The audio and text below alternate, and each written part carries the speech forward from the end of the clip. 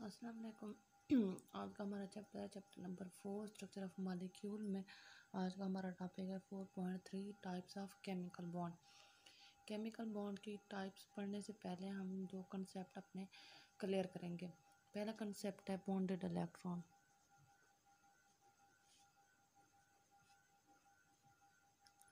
ऐसे electron valence shell के ऐसे इलेक्ट्रॉन जो केमिकल बॉन्ड में हिस्सा ले रहे होते हैं उसे क्या कहते हैं? बॉन्डेड इलेक्ट्रॉन कहते हैं। वैलेंस शेल के ऐसे इलेक्ट्रॉन जो केमिकल बॉन्ड में हिस्सा ले रहे होते हैं वो क्या कहलाते हैं? बॉन्डेड इलेक्ट्रॉन कहते हैं। हमारे पास एग्जांपल है वाटर की, H2O। हाइड्रोजन के 2 एटम, ऑक्सीजन का 1 एटम। हाइड्रोजन के आउटर मोस्ट शेल में 1 इलेक्ट्रॉन है और ऑक्सीजन के आउटर मोस्ट शेल में 2 लोन पेयर, 1 बॉन्ड पेयर। अब इसके अंदर ऑक्सीजन के 2 एटम केमिकल बॉन्ड में हिस्सा ले रहे हैं और हाइड्रोजन के एक एटम केमिकल बॉन्ड में हिस्सा ले रहे हैं। अब हाइड्रोजन अपना एक इलेक्ट्रॉन जो है ना ऑक्सीजन के साथ शेयर करेगा। इधर से एक इलेक्ट्रॉन हाइड्रोजन भी ऑक्सीजन के साथ शेयर करेगा। तो ऑक्सीजन का भी ऑक्टेट कंप्लीट है और हाइड्रोजन का डुप्लेट कंप्लीट है। अब यही इलेक्ट्रॉन जो केमिकल बॉन्ड में हिस्सा ले रहे हैं ये क्या कहलाते हैं? बॉन्डेड इलेक्ट्रॉन कहलाते हैं। इसके बाद आ जाता है अनबॉन्डेड।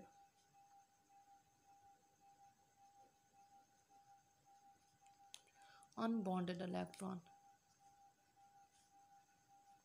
ऐसे इलेक्ट्रॉन जो केमिकल बॉन्ड में हिस्सा नहीं ले रहे वो क्या कहलाते हैं? Unbonded electron. या वैलेंस शेल के ऐसे इलेक्ट्रॉन या कोई भी वैलेंस शेल भी हो सकता है, इनर शेल भी हो सकता है, जिनमें जो इलेक्ट्रॉन बॉन्डेड बॉन्ड के अंदर बॉन्ड फॉर्मेशन के अंदर हिस्सा नहीं ले रहे वो अनबॉन्डेड कहलाएंगे।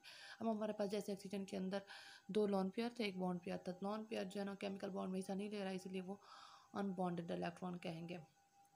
अब हम आ जाते हैं केमिकल बॉन्ड की टाइप्स पे। फर्स्ट टाइप है केमिकल बॉन्ड की ionic bond.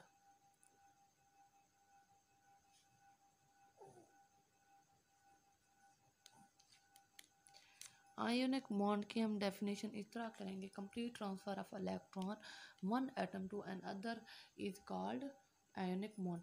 Complete transfer of electron one atom to another atom is called ionic bond. Ionic bond के अंदर जो इलेक्ट्रॉन है उसके अंदर कंप्लीट ट्रांसफर हो जाता है एक एटम टू दूसरे एटम की तरफ। अब हम आयोनिक बॉन्ड की बात तो क्लियर होगी। अब हम जाते हैं पीरियोडिक टेबल के अंदर। पीरियोडिक टेबल के अंदर हम देखेंगे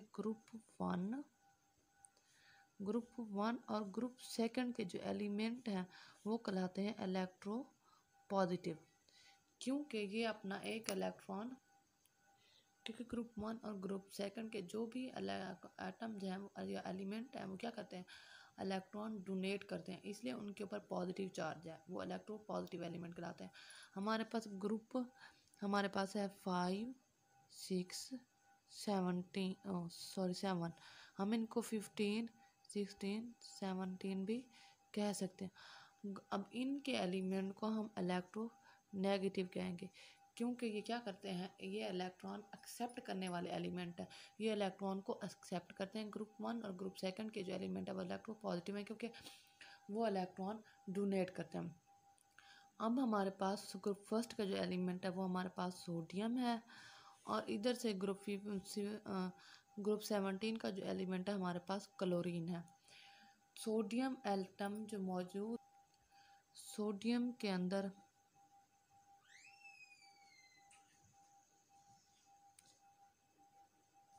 फर्स्ट शेल में 2 इलेक्ट्रॉन है, सेकंड शेल में 8 इलेक्ट्रॉन है,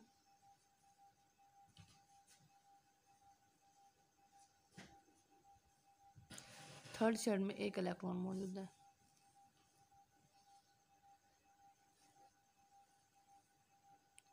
क्लोरीन के फर्स्ट शेल में 2 इलेक्ट्रॉन है,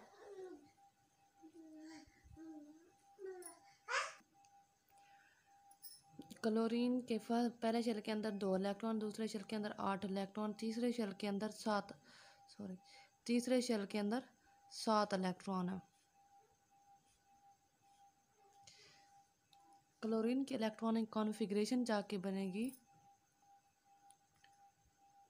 1s2 2s2 2p6 3s1 3s2 3p 5। Sodium की हमारे पास जाके बनेगी electronic configuration 1s2 2s2 2p6 3s2 sorry 3s1 जाके बनेगी। अब क्लोरीन के आउटर इलेक्ट्रॉनिक कॉन्फ़िगरेशन में थ्री एस ऑर्बिटल में 2 इलेक्ट्रॉन, पी ऑर्बिटल में 5 इलेक्ट्रॉन, इधर सोडियम में एस ऑर्बिटल में 1 इलेक्ट्रॉन है। तो ये क्या करेगा, सोडियम अपना कंप्लीट ट्रांसफ़र ऑफ इलेक्ट्रॉन करेगा क्लोरीन की तरफ। सोडियम डोनेट करेगा, क्लोरीन एक्सेप्ट करेगा। तो क्लोरीन के ऊपर चार्ज आएगा नेगेटिव, सोडियम के ऊपर चार्ज आ जाएगा पॉजिटिव, क्योंकि वो डोनेट कर रहा है, इलेक्ट्रो पॉजिटिव है, इसके लिए उसके ऊपर पॉजिटिव।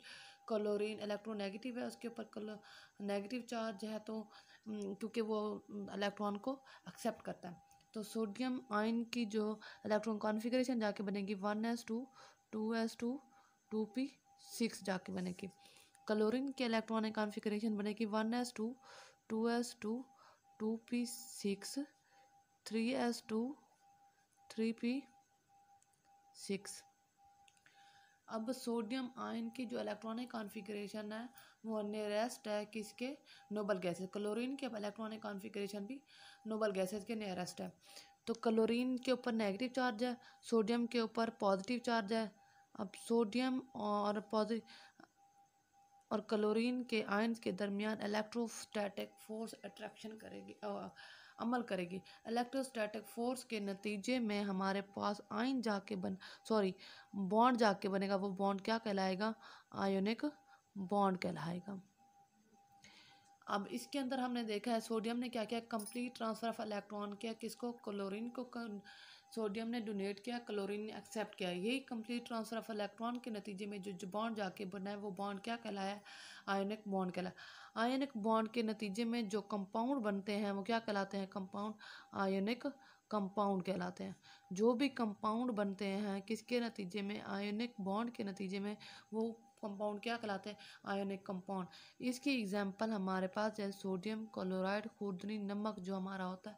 सोडियम क्लोराइड किसके नतीजे में बना है, आयनिक बॉन्ड के नतीजे में, इसलिए ये आयनिक कंपाउंड है। आज का हमारा टॉपिक था टाइप्स ऑफ केमिकल बॉन्ड में। केमिकल बॉन्ड में हमने आयनिक बॉन्ड पढ़ा है, उसके बाद हमारा कोवलेंट बॉन्ड है वो नेक्स्ट हम पढ़ेंगे।